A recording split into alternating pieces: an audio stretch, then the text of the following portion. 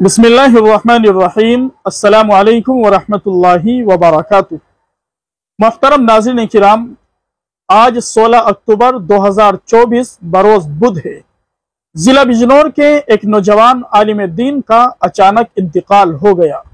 जी हाँ नाज़रीन किराम, हम आपको बताते चले, जिला बिजनौर के अंदर एक गांव है रसूलपुर के रहने वाले मौलाना नदीम साहिब अचानक इंतकाल कर गए।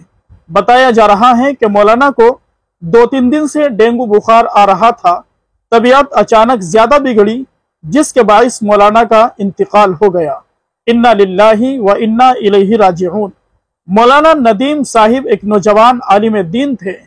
तकरीबन अभी मौलाना की 30-35 साल की उम्र होगी। मौलाना नदीम रसूलपुरी रहमतुल्लाह अलैह हमारे दरसी साथी थे। जामा मस्जिद अमरोहा से उनकी फरागत है। यकीनन मौलाना नदीम रसूलपुरी के इंतकाल की खबर सुनकर दिल पर एक बिजली सी गिर पड़ी। बड़े ही अच्छे अखलाक के हामिल इंसान थे, खूबसूरत आवाज के मालिक थे।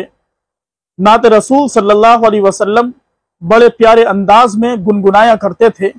आजान भी बड़ी खूबसूरत लबो लहजे में दिया करते थे।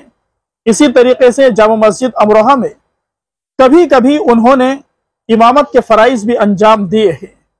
बहुत ही खूबसूरत अंदाज में मुनफरिद लहजे में कुरान करीम की तिलावत किया करते थे।